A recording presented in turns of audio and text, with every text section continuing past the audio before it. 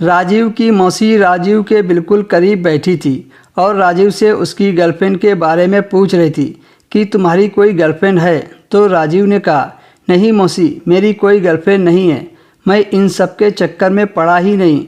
मौसी ने कहा, तो तुम्हारा गुजारा कैसे चल रहा है? आज के ज़माने में तो सभी की गर्लफ्रेंड होती हैं। इतना कहकर मौसी राजीव के चिपक गई और फिर राजीव की तरफ मुड़ गई, जिससे मौसी का सीना राजीव को छू गया, जिससे राजीव को एक अलग ही आनंद का एहसास हुआ था। फिर मौसी ने राजीव से कहा, तुम्हें किस तरह की गर्लफ्रेंड चाहिए?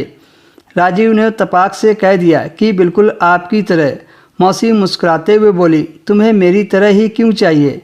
राजीव ने मौसी को कंधे से पकड़कर कहा, क्योंकि आप बहुत सुंदर हो, आपका दिल बहुत अच्छा है।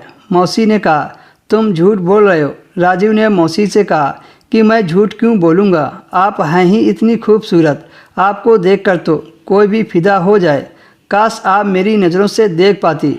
फिर मौसी ने एक ऐसा सवाल पूछा जिससे राजीव का दिमाग एकदम से चकरा गया। मौसी ने पूछा, क्या मैं तुम्हें अच्छी लगती हूँ?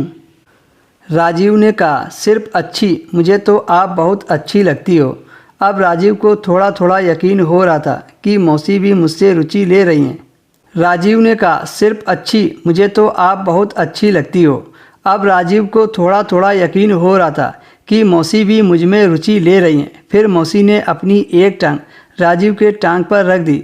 अब राजीव की धड़कनें धीरे धीरे तेज होने लगी और बाहर सर्द रात गहराती जा रही थी और अंदर का माहौल धीरे धीरे गर्माता जा रहा था। फिर मौसी बोली, राजीव, जब तुम मुझे इतना पसंद करते हो तो तुम मुझे अपने गले से क्यों नहीं लगा लेते?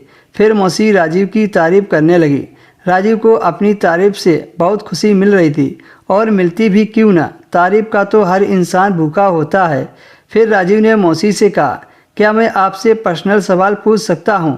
मौसी ने कहा, तुम कुछ भी पूछ सकते हो। राजीव ने पूछा कि तुम्हारे और मौसा के बीच रिश्ता अच्छा चल रहा है कि नहीं? मौसी ने राजीव से कहा, बस गाड़ी चल रही है, तुम्हारे मौसा को तो मेरी परवाह ही नहीं है। औरत को खाने पीने पहनने के साथ साथ पति के प्यार की भी ज़रूरत होती है।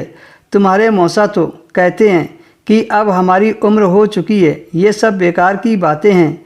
वो तो खाना खाकर तुरंत सो जाते हैं और मैं तो मछली की तरह तड़पती रहती हूँ।